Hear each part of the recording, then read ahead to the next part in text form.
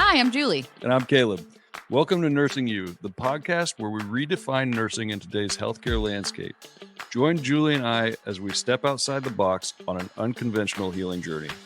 Together, we're diving deep into the heart of nursing, exploring the intricate relationships between caregivers and patients with sincerity and depth. Our mission is to create an open and collaborative experience where learning is expansive and fun. From the psychological impacts of nursing to the larger implications on the healthcare system, we're sparking conversations that lead to healing and innovation. We have serious experience and we won't pull our punches, but we'll also weave in some humor along the way because we all know laughter is often the best medicine. It is, and we won't shy away from any topic, taboo or not. From violence and drugs to family and love, we're tackling it all. Our nursing knowledge is our base, but we will be bringing insights from philosophy, religion, science, and art to deepen our understanding of the human experience. So whether you're a nurse, a healthcare professional, or just someone curious about the world of caregiving, this podcast is for you. One last thing, a quick disclaimer before we dive in. While we're both registered nurses, nothing we discuss here should be taken as medical advice. Always consult with your doctor or a qualified healthcare provider for any medical concerns you may have. The views expressed here are our own and don't necessarily reflect those of our employers or licensing bodies. So let's get started on this journey together. Welcome to Nursing You, where every conversation leads to a healthier world. Welcome back. Yep. Welcome back another week. Another week. It feels like it's been a long time since we recorded. Well, we didn't record last week. Yeah. It's been like 2 weeks. Yeah. We've been busy. What's going on? A lot going on, yeah. A lot going on. But I was very excited to record today. I was actually looking forward to it. Yeah, same. It's helpful. Yeah. In all aspects. Yeah. I was trying to describe it to someone this weekend, and the way that I've been describing what we're doing is, and the name Nursing You, like Julie and I are having the conversation, we're nursing each other, and us having that conversation and sharing it with everyone else is nursing you, the audience. Yes. And as we talked through it, it was the healing, like just us talking, to have community and have a shared experience with someone. So many times we feel so isolated and alone, and doing this, it just feels so good to have somebody to share. Yeah. It feels powerful. Like you have a place where all the thoughts swimming around in your head, and you have like-mindedness. So you can understand that other people also feel the same way. Therefore not feeling so isolated. Yeah. So and I think just listening to us talking can help people not to feel so isolated. I know when I was listening to podcasts, when I was quitting drinking, it was almost like a lifeline for me. Absolutely. Listening to people who went through a lot of the same things and feelings that I did and how they were able to overcome. Yep. And it helps so much. Yeah. So we could state the obvious. Caleb's in a new place. I'm in a new spot. Yep. Got moved in, and still have to figure out the decor back here. But Sure.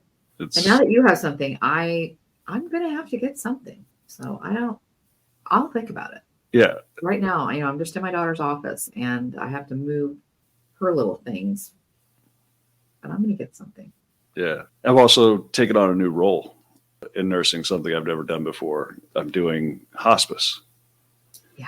Which is it feels like a complete shift. We did a lot of palliative care in the ICU that we worked in, a lot. I mean, and that setting, it's it's totally different because you're there for 12 hours, and when you're doing hospice in home, you're going into such an intimate setting, and the nurse that I'm training with, the connection that they have with their patients is so different than anything that I experience in the hospital, because it's long term. It's, a lot of times hospice patients, they don't just go right away. It can happen, of course, but oftentimes I think there's a lot about hospice that I have to still learn. Obviously, I'm just starting, but who goes on hospice for what is so much more nuanced than I had anticipated. I expected that I would just come in and you're going to see people in their home and they're going to die. And that's just, because that's what happens in the hospital. Right. Right. If you make it up the elevator. Yeah. Right. Yeah. You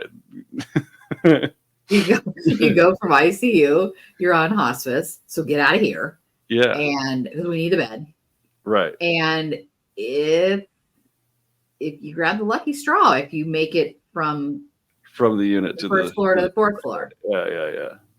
Sometimes you don't, which is sad. Yeah. But yeah, I can imagine it's a whole different experience. Yeah. I mean, it's bringing up, I haven't, during COVID, I didn't have the overwhelming experience of death. I had some, but it was nothing like what we had even at our hospital, in the early mid 2000s. The volume of death that we experienced and the way that we experienced death there was so different. So having this new and unique exposure to death is bringing up some thoughts for me. And, I think, like I've said it so many times, the experience of suffering and death is completely siloed on the healthcare workers. And, going into homes and being with the families in such an intimate setting and having the conversations that you have with them and seeing them cope. And it makes me feel, like we have a shared experience. Yeah. And just, even though they're not healthcare workers, they are in-home healthcare workers. And it feels, I just feel a connection to them. Well, think about it. I mean, we have talked about before, and you have a strong connection to the fact that in this day and age, we do not share the death experience. Mm-hmm. It is siloed within the hospital. The majority of it is.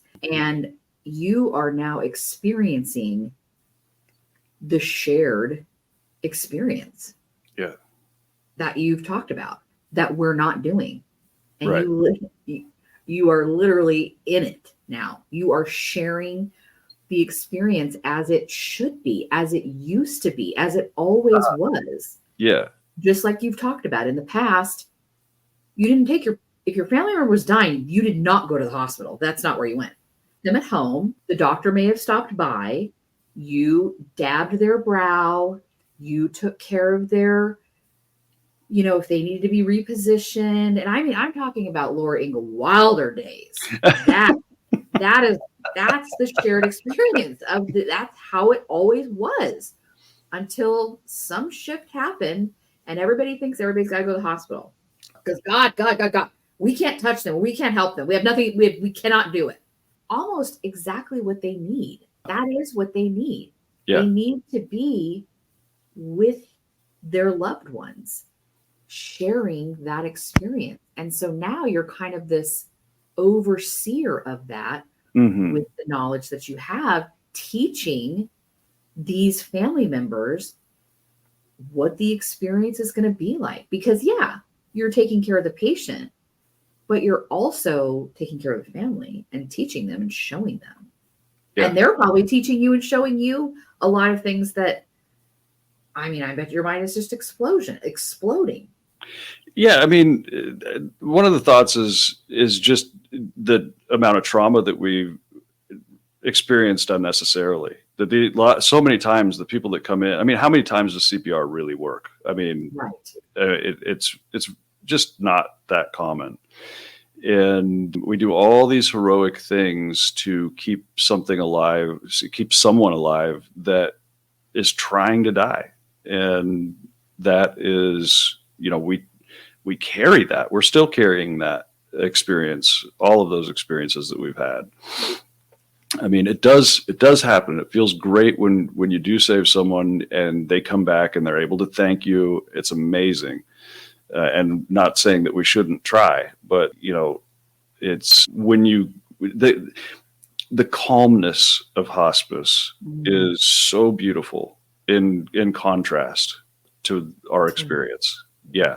I mean, and we had those. I think, well, this would be a fun question. Someone asked me a while back, what was my best day in nursing? Like, it's easy to find my worst. That's a great question. So I know my best day in nursing. We were in the ICU, pod 1, room 1. Mm-hmm. And this woman was absolutely dying. There was no question about it. And she knew it and she had accepted it, but she wanted to wait until her granddaughter could get there so she could say goodbye. Mm-hmm.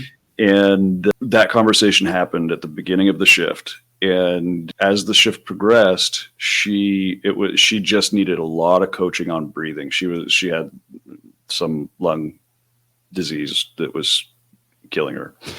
And so I approached the charge nurse and I said, this lady needs me to be with her. And so I ended up sitting the remainder of the shift. I mean, it was like 10 hours, 8 to 10 hours that I sat with her and coached her and held her hand and talked to her. I told her stories. It was that experience that you just don't get in the hospital. It's so rare that you get to do that.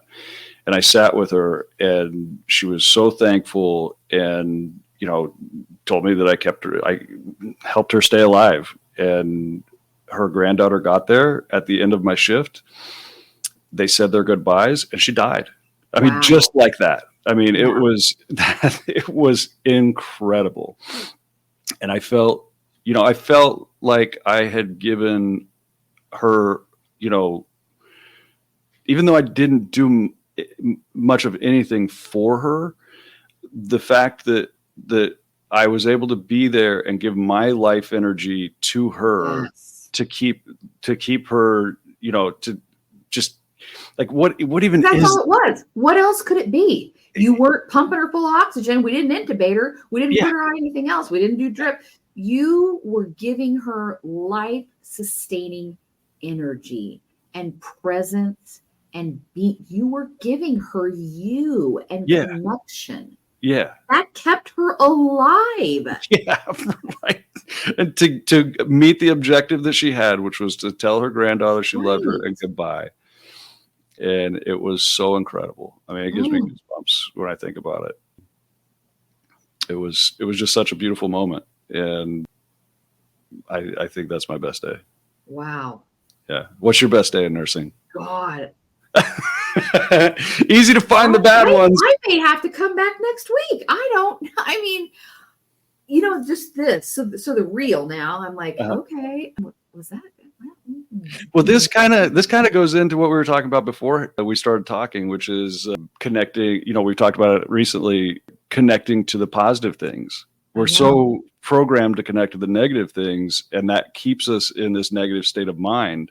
So connecting to the positive elements, like I've got another story, the death story, a good death story. I don't remember which pod I was in or which room, but it was late at night, and this guy was, again, he knew he was dying, and he just had one of those peaceful presences. He just had a peaceful presence about him, and he had fully accepted what was happening, and I stood, I wasn't able to give him the same attention that I'd given the other patient, but I was with him when he passed. And I just remember I was standing beside his bed. My monitor was up in the left-hand corner, and I'm watching his heart go, and he's gone. And I leaned over him because you just when the soul is gone, it's gone. You like there's just a definitive. It just changes, and I leaned over him and I got so close to his face and I was just like, "Where did you go? Where'd you go, bro? Where did you go? Where'd you go, bro? Bro, Yeah. where'd you go, man?" And he's standing behind you, creepy. Yeah. I'm right here. Yeah, he heard me. Like I was, nice to him and kind and generous, but just where did you go? God, I'm so curious. It is. Yeah, I have one story that's similar to that, which this man was dying and he had no family. He was on the ventilator and maybe had an art line. And so you just know, like the ventilator obviously will keep them like mechanically breathing, but I was like, oh, okay. So I went in there because he had nothing. He had no one. And I just stood by the bed. And honestly, I don't think I was even looking at the monitor. I was looking at him. And you can tell. Uh-huh. You just watch. And I think I got up probably because his like heart rate was like, now we're going. Right. So I got up and went in there because I don't feel like anybody should be in the presence of no one when you're dying. Yeah, whether it's 5 seconds or 3 seconds or 5 minutes or whatever. Uh-huh. So I think I saw his heart rate drop. So I knew it was happening. So I went in there, stood by the bed, and just kind of waited. And the breathing, is more from like that guppy breathing, intermittent with the vent breaths. So you can just tell. And then that stopped. So then it was just like, I can hear it in my mind of just the regular ventilated breaths. And I swear to God, I felt like through me, I have goosebumps, through me, over across the room and like out that window that I was standing behind. He was here. It went and then it out the window. And the energy gone. Wow. No more neuro energy, no more heart energy, no more nervous system energy. Nothing was going through him. And,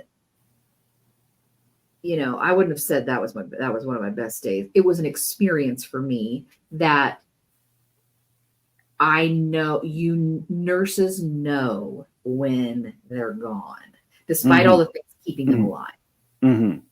But I think when I felt best at work, probably, I even hate saying this, but is when I was doing supervisor and I would be able to help other nurses in a bind.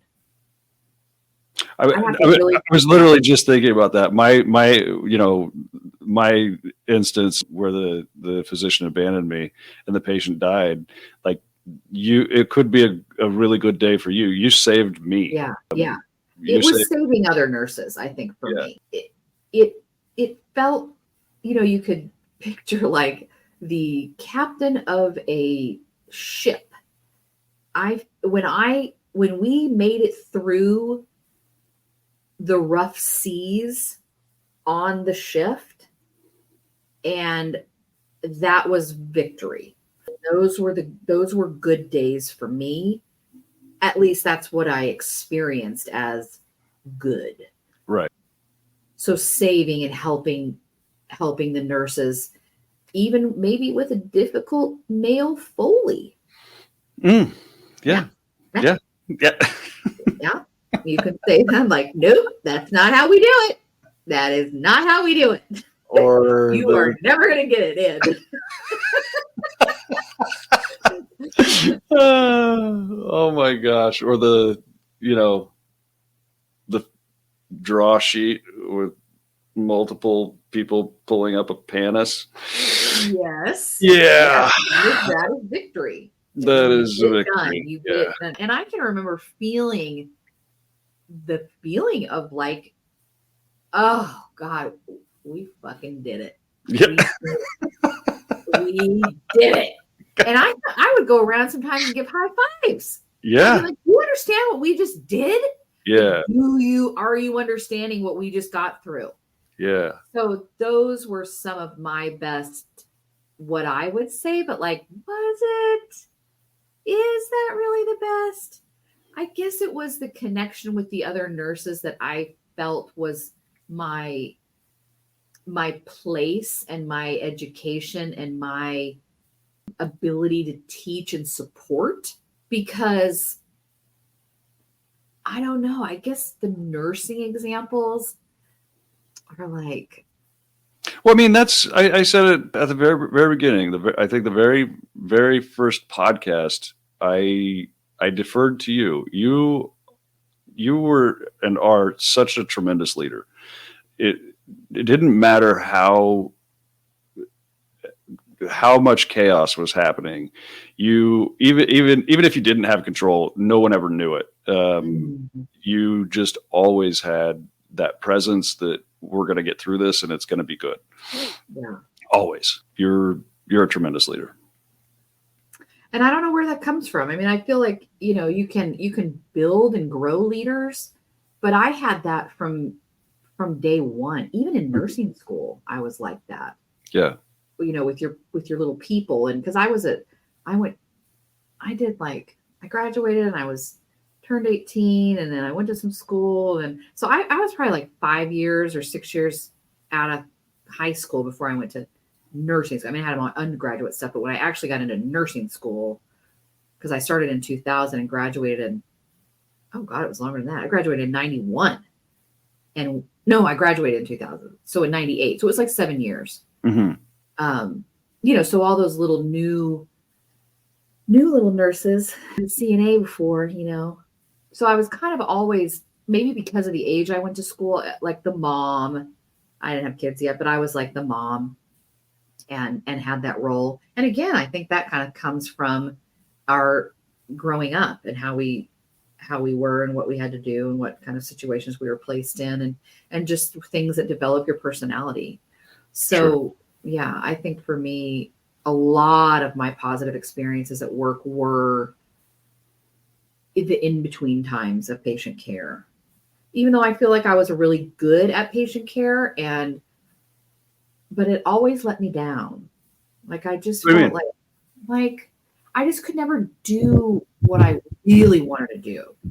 I never could be the nurse I really wanted to be. I mean, it was very rare, meaning I wanted to spend more time with the patients. I wanted to be in there longer.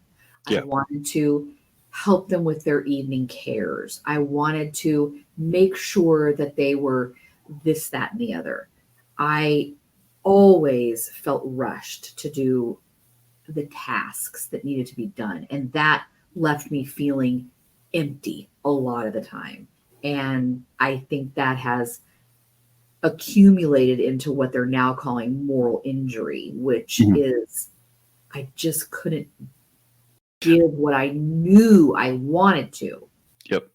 Because of time, and not enough nurses and too much to do.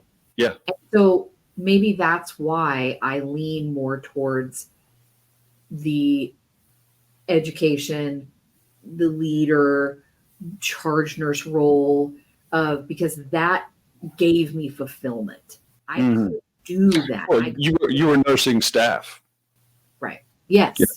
Yeah. Along with my patients. But, of course. I feel like my ability to take care of my patients was at a level that allowed me to also nurse the staff. Uh-huh. And nursing the staff left me feeling more fulfilled than nursing the patients. I think I mean, there's so many stories and so many patients. It's hard to say always and never and this, that, and the other. But, I think that's why you and I are thriving in the jobs. Like you will thrive in hospice. I am currently working in pediatric home health. Yeah. So I don't have a caseload. I literally take care of a little boy for 12 hours a day in his home. Yeah. And it is like a little mini PICU. We have the suction and the vent and the that monitor, and I give his meds and his tube feeding and all of that. But it's very, very, very controlled. and I can slowly, wash his little eyes and take care and brush his teeth and turn and watch and make sure and do all the things that my brain says you are complete. When I leave there, I feel very complete. Is that your heart or your brain? Probably my heart. Yeah. Now my brain says, you did. You were able to get all that stuff done. It's something, like something breaks right there for me. Yeah. Did you get all your tasks done? Yeah. Did you see all 8 patients? Yes. Did they get all their meds? Yes, they did. And everything was on fucking time. Yeah. It's broken still for me. It's got to be that presence, the being, the connection. So I feel very connected with my pediatric patient. I feel that he feels me there, fully present. Not worried about your timeline of getting this med or that med to your next guy or whatever. I give all meds on time, but I have so much time in between to notice little things. We've kept him out of the hospital multiple times because of the attention too. Sure. And it's just, I don't know. It's fulfilling. It is very fulfilling. So I leave feeling very fulfilled, and I don't leave like I have to cut it off and leave it there because I can't fucking think about it. That's what we did so many years at the hospital. Just get to cut it off.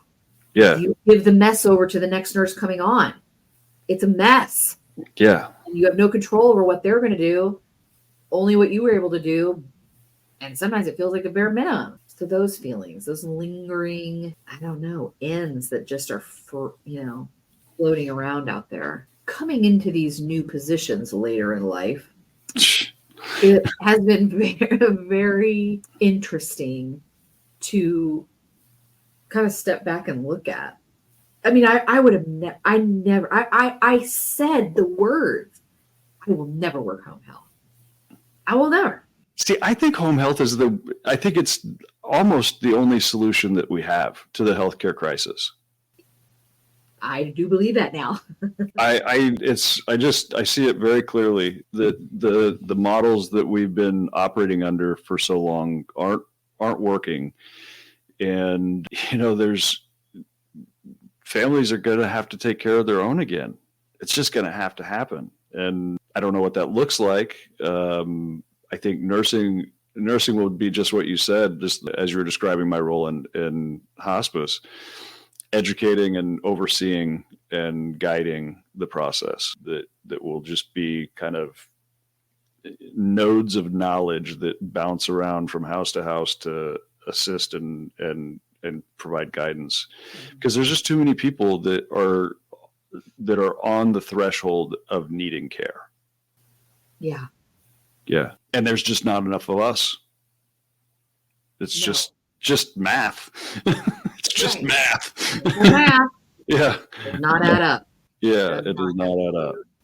No, it does not add up. But I think what we get out of our job has to fulfill something. So, it keeps the positive things kind of keep us there, but they have to outweigh the negative, or you have to have a different perspective of it. Well, I mean, I think that goes back to choosing, like, I don't know, I read you one of the things that I had in my notebook about, we have a choice in what we think about. So we can choose to think positive thoughts. You can have, like, the idea that you can have absolutely everything and still be sad. Or you could be someone who has absolutely nothing and full of joy. Like, it makes no sense. And really, it's just the person that has the joy, even though he has nothing, is the person that chooses to use his imagination to think about good things. I mean, it's just crazy. Like, really, I can just think about good things and be happy. Yeah. And I think you Such a crazy thought. Well, it is. You and I know this because we've been practicing it and we've seen the results of what that produces in our own lives. Oh, absolutely. And it is, you can't say that it's not. It just is that way. I don't know. It's like a universal law or something. I mean, it attracts like, always. Yeah. And so if you are only thinking about the negative and only thinking about the times that are not fulfilling and all your bad experiences in your career, then that is what it's going to be. I mean, we get to choose to make it into what it is. We get to choose our thoughts. We do. Yeah. Which is like how many people are so angry and so upset about perceived injustices today when they're choosing to think about those things.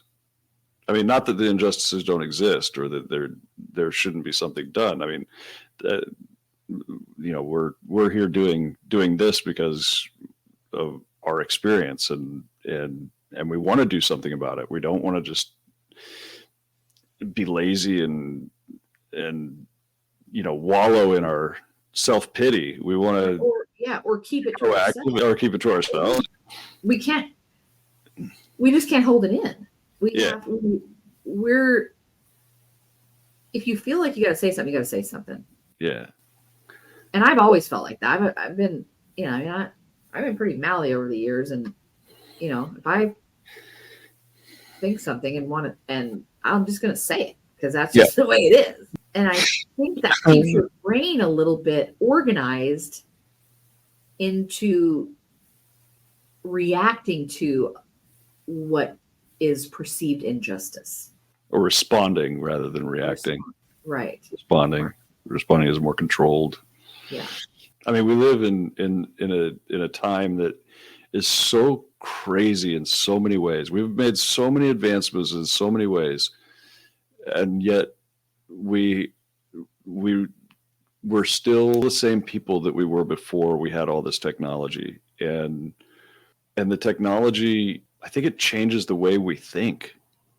It changes the way we see. I mean, so just mental workshop moment. I was on an airplane. It's been years ago. And I remember walking up behind this young girl. She was already in her seat. She's holding her phone and she's contorting her face to get just the right smile, just the right thing, right? Just the right angle, the right geometry. Like she was studying her own geometry. And I had this moment of I got to my seat, or I had time to process what I had just seen. And it was so clear to me, like, this, I hate the word narcissist. I hate the catchphrase psychology things, but like in Greek mythology, Narcissaro, I think it was Narcissaro. Okay. He stared into the water at his own image, and it ultimately killed him. I mean, because he could think about nothing else but his own beauty. So this child is staring at herself, contorting herself, studying her geometry to get just the right image. And as I processed that, the mental workshop piece is how did we study geometry previous to when we had these devices in our hands?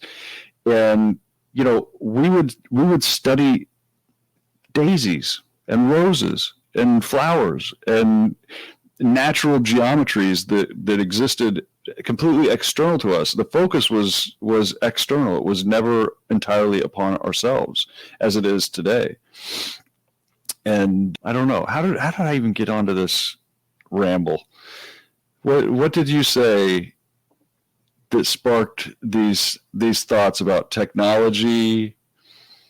we have a choice to make. And, if we're choosing to look within and get to know, thyself, we'll have one perception of the world, versus if you're looking outside of yourself and blaming everything else, you'll have another perception of it. And so choosing to block out pieces of the world or pieces of,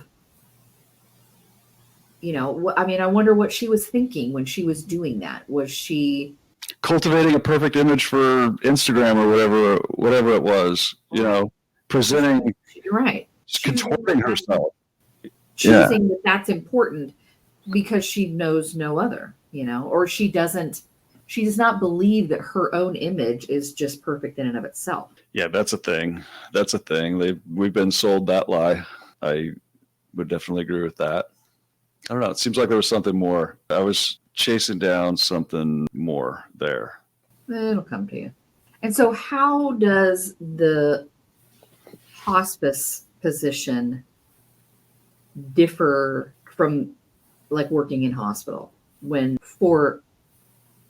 your current job? It's the calmness. That, like, just the essence of walking into a home that death is being experienced, and in the hospital it's a crisis. It is that you're throwing yourself into every detail of this family's life, and in an emergent way. Like, you need information, we are acting, death is something to escape, or maybe something that could be escaped. There's Epictetus is another Greek philosopher, and I was reading him this weekend, and he said, do not be disappointed by things like death or natural disasters, things of that nature that you have absolutely no control over. You have to accept them and you have to move forward. And I think that I kind of fell into that trap. I remember the last body I put in a body bag before I left in 2013, and I was kind of angry. I was angry. I'm not saying I was kind of angry. I was angry. I just didn't want to put another body in a body bag. I was so done putting bodies in body bags, and as if I had any control over that. Like, of course, in the work setting, I have control over that. I can choose to put myself in that position, or choose not to put myself in that position. But being angry at death and your inability to influence that is an unrealistic standard.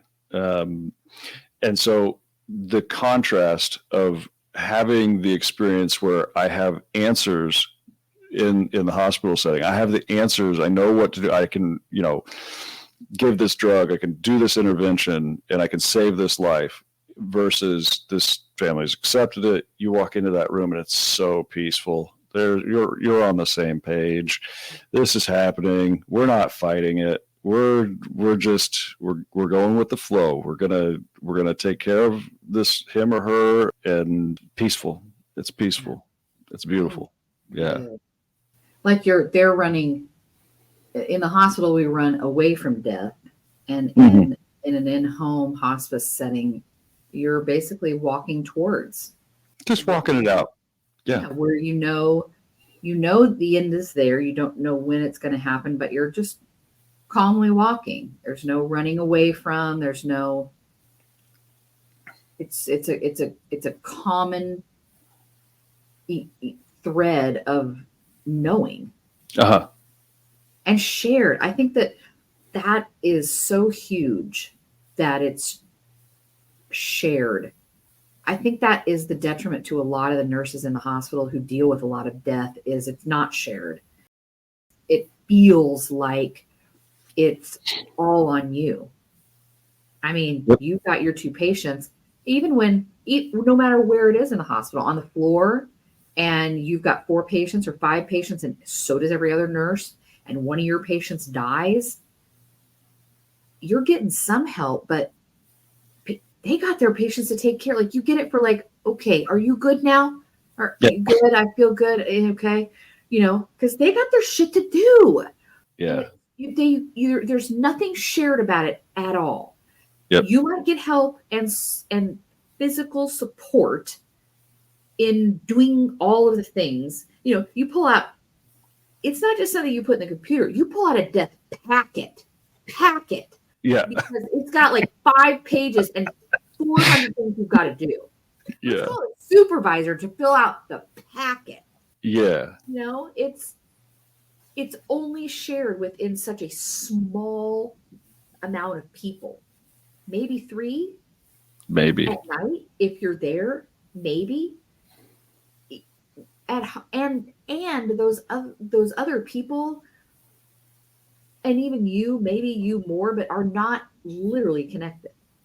They're helping from the periphery, but there's no connection there.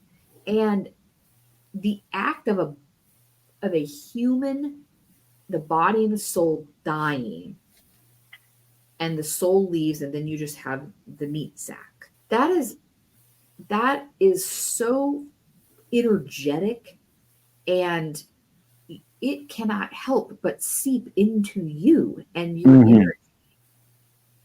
And those nurses, as nurses, they're taking that all of it on.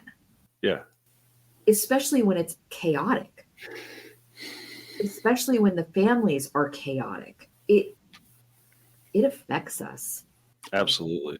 How could it not? How could it not? Yeah. And you might think, no, I'm good. I mean, I've seen so many dead bodies. Like, I could talk about a dead body for days. I can't. It doesn't matter that you can't see the way that it's affecting you, because it's energy. It's something ethereal. It's not physical. Below consciousness. Yes. Yeah. Completely incapable of perceiving. Yes. Yeah.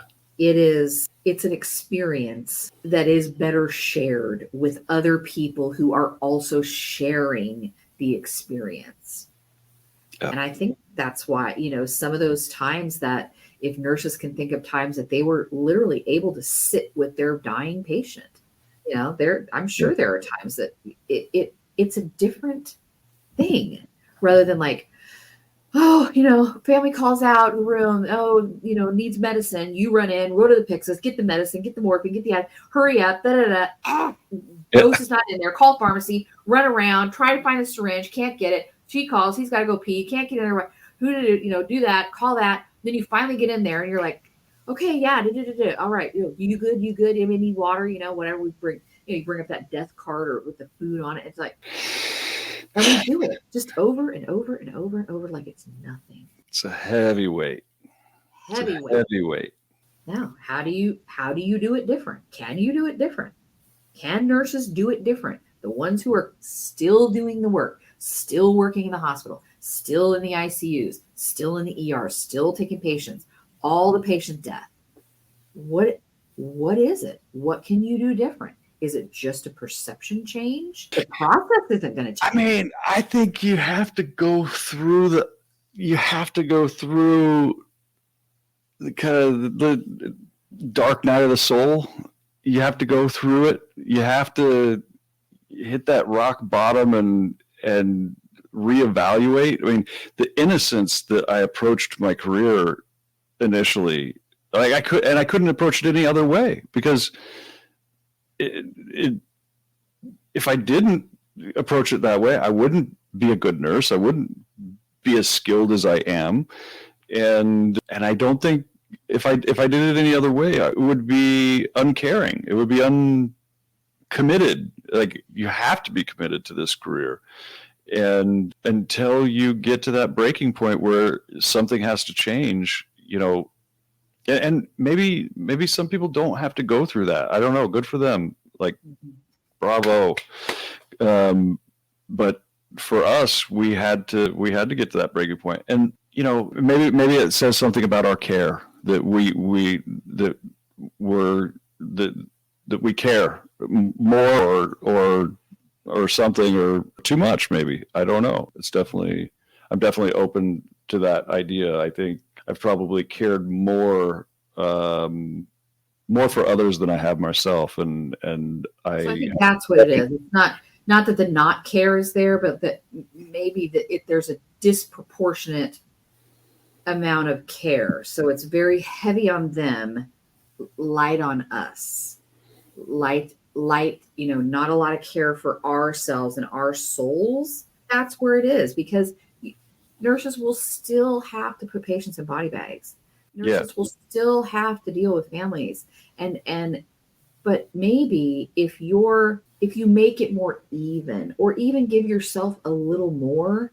I wasn't giving myself anything. And maybe if you are caring and nurturing for your own soul and understanding how delicate that is and how precious and important it is to know who you are, to care for you, to soothe your soul, to heal any broken parts of it, and you're doing that work, maybe that allows you to not be so affected by the things that you have to do. Death and body bags and poop and pee and vomit. It's my worst. I hate vomit. But you know what I mean? Like maybe it's that. Maybe it's creating more of a boundary type. I always vision myself sometimes, and you talk about geometry a lot too, of the aura, the area around us and how it interacts with the other environment and on an energetic level versus like a level to what we can see and what we're actually around.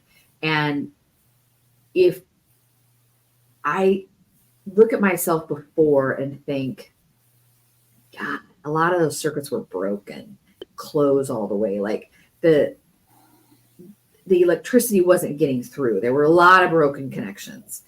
And now I feel strong. I feel it's beaming, like heavy, like not heavy, strong energy, like a lot of it. And almost connections are made around my energy bubble that I am here on earth in. And that allows you to move through all the things that we have to do with more strength, with more power. Yeah, those words, like confident, just wholeness, non-brokenness. And so maybe they don't those negative things don't get in so much anymore. Good things are coming for sure. Yeah. I feel it. I just know it. So like and follow. Yeah. Like and follow. We love comment. Right. Yeah. Please comment. Right. Yeah. Tell us what your best day in nursing was. Oh, that would be perfect. Yeah. You have to think about it. I had to really think about it. Yeah. Well, you have to come back and you have to come up with a story, your specific story. Best day in nursing. Yeah. Tell us about your best day in nursing. That would be so great. And maybe it's still coming. Maybe it's nursing you. Maybe nursing you is going to be. Yeah, I think I'd be open to replacing my best day. Oh yeah, well, this feels good. Even just recording feels so good. This is a good day in nursing. But when we're able to really see the impact that this has on other nurses and other people and healthcare workers, hearing people say, "I hear that." I hear that. I was there, wanting to tell their story. That is a good day. So we are on YouTube and Apple and lots of other podcast platforms, Spotify, but our video is on YouTube. And so we're also on social media and TikTok. Yeah. So we're stepping out of our isolation zones and we're trying to be social. which is hard sometimes. But we do it for us. We do it for you. So we will see you next See you week. next time. Yeah. Okay. All right. We hope you've enjoyed this week's episode. Remember, the conversation doesn't end here. Keep the dialogue going by connecting with us on social media posted in the links below or by visiting our website. Together, let's continue to redefine nursing and shape a brighter future for those we care for. Until next time, take care, stay curious, and keep nurturing those connections. And don't forget to be kind to yourself.